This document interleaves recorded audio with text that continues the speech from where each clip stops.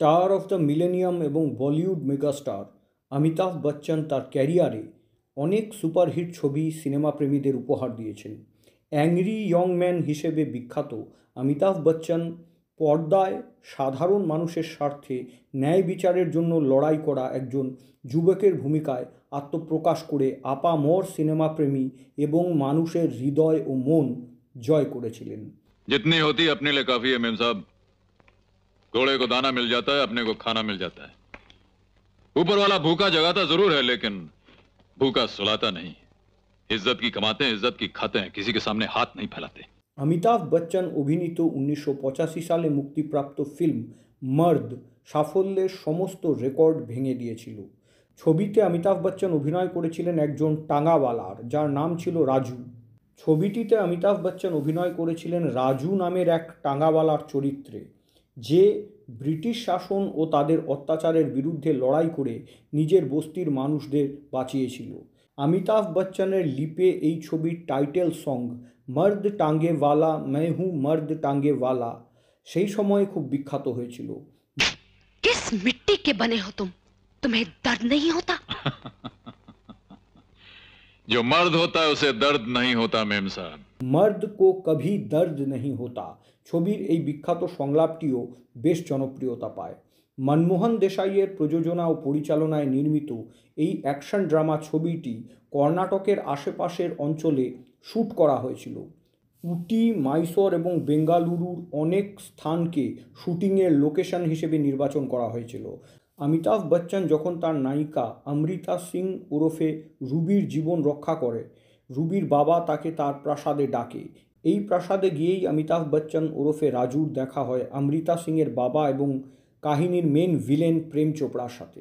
আপনাদের বলে রাখি যে এই প্রাসাদটি হলো মহীশূরের বিখ্যাত ললিতা প্যালেস বা ললিতা মহল, যেখানে মর্দ ছবির প্রচুর দৃশ্যের শুটিং করা হয়েছিল। শুটিংয়ের সময় ললিতা প্যালেসের সৌন্দর্য ও অপূর্ব স্থাপত্য দর্শকেরা দেখতে পেয়েছিলেন। अच्छा, तो आप हैं इस महल के मालिक मेयर हैरी की बेटी, जो हमारी बस्ती उजाड़कर हमें घर से बेघर करना चाहता था। जो काम बाप खुद नहीं कर सका वो बेटी से करवाना चाहता है। প্রসঙ্গত উল্লেখ্য যে বলা হয় শুটিংয়ের আগে অমিতাভের বিপরীতে নায়িকা হওয়ার প্রস্তাব অমৃতা সিংয়ের পরিবর্তে দেওয়া হয়েছিল অভিনেত্রী ডিম্পল কাপাডিয়াকে, কিন্তু ডিম্পল কাপাডিয়া অনেক বেশি পারিশ্রমিক দাবি করায় ওনার পরিবর্তে অমৃতা সিংকে কাস্ট করা হয়। মাইসোরের ললিতা মহল প্রাসাদটি মাইসুর সিটির পূর্বে চামুন্ডি হিলসের কাছে অবস্থিত। এই প্রাসাদটি 20 শতকের গোড়ার দিকে ব্রিটিশ ভারতের সময়ে নির্মিত। প্যালেসটির নির্মাতা ছিলেন মহীশূরের মহারাজা কৃষ্ণরাজ ওয়াডেয়ার। রাজপ্রাসাদটি তৎকালীন রাজ্যের বার্ষিক আয়ের থেকে পাওয়া 2 মিলিয়ন পাউন্ড পরিমাণ অর্থ দিয়ে নির্মিত হয়েছিল। প্রাসাদটি 1921 সালে সম্পূর্ণ হয়। ললিত মহল প্যালেস প্রাথমিকভাবে ভারতের গভর্নর জেনারেলের থাকার জন্য তৈরি করা হয়েছিল এবং পরবর্তীতে মাইসোরের মহারাজার ইউরোপীয় অতিথিদের অতিথিশালা বা গেস্ট হাউস হিসেবে ব্যবহার করা হতো।